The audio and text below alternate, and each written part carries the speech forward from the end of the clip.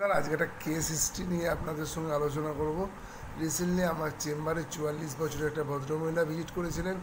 ভদ্রমহিলার দুটো হাঁটুতে প্রচণ্ড ব্যথা এবং তার সঙ্গে সোয়েলিং ছিল। পেশেন্টের haemoglobin, ESR, RA, uric acid এবং রুটিন ইউরিন এবং বোধ হাঁটু এক্স রে করানো হয়েছিল। তার মধ্যে শুধু দেখা গিয়েছিল পেশেন্টের ইএসআর এবং সিআরপি এটাই শুধু বেশি আছে, আর সমস্ত রিপোর্ট নর্মাল উইথিন নর্মাল লিমিটের মধ্যে আছে। তা একে আমরা আয়ুর্বেদিতে বলা হয় বাত রক্ত।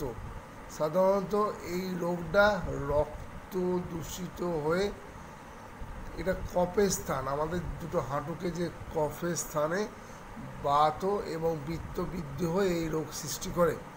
মডার্ন সায়েন্সে একে সাধারণত সিউডো গাউট বলে আখ্যা দেওয়া হয়, কারণ এর মধ্যে ক্যালসিয়াম পাইরোফসফেট জমে জয়েন্টের মধ্যে প্রচণ্ড পেন এবং সোয়েলিং তৈরি করে এবং কিছুদিন পরে আবার এটা ঠিকও হয়ে যায়।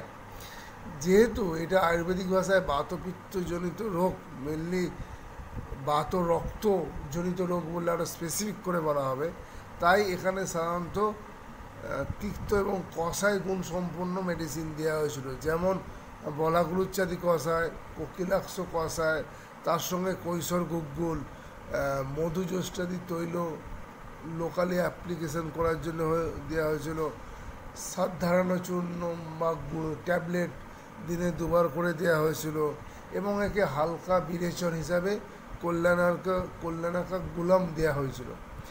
এছাড়াও পেশেন্টকে আমরা বিভিন্ন রকম কষায় দিতে পারি, বলাগুলুচ্ছাদি ছাড়াও পঞ্চামৃত কষায়, তাছাড়া অমৃতধারম কষায়, গোক্ষুরাদি পানীয়, মধু, সুই, ক্ষীর পানীয়, এই মেডিসিনগুলো দিলেও কিন্তু পেশেন্ট আস্তে আস্তে অনেকটা স্টেবেল হতে থাকে। এবং এখানে পঞ্চকর্ম হিসাবে সাধারণত মাত্রা বস্তি দেওয়া হতে পারে বা গুরুচ্চাদি যাপন বস্তি কিন্তু খুব ভালো কাজ করে এবং 1 মাসের মধ্যে পেশেন্ট তার স্বাভাবিক নর্মাল লাইফস্টাইলে ফিরে আসে। তাহলে আমরা মনে রাখবো, যদি পেশেন্টের X-ray report, haemoglobin report, uric অ্যাসিডের রিপোর্ট, আরএ ফ্যাক্টর রিপোর্ট, সমস্ত রিপোর্ট ঠিক থাকলেও যদি দুটো জয়েন্টে সোয়েলিং এবং তার সঙ্গে ব্যথা হয়, বিশেষ করে ওয়েট বিয়ারিং জয়েন্টকে, তাকে বলা হয় সিউডো গাউট, যাকে আয়ুর্বেদের ভাষায় বাত রক্তজনিত রোগ। এবং এতে কষায় এবং তিক্ত গুণ সম্পন্ন মেডিসিন দিলে পেশেন্টের ফোলাও কমবে, পেশেন্টের ব্যথাও কমতে থাকবে এবং সিআরপি 1 মাসের মধ্যে নর্মাল রেঞ্জে চলে যাবে। আশা করি ভিডিওটা আপনাদের পক্ষে ইনফরমেটিভ হবে। যদি ভিডিওটা ভালো লাগে, লাইক এবং শেয়ার করুন, আমার চ্যানেলটি সাবস্ক্রাইব করুন। নমস্কার।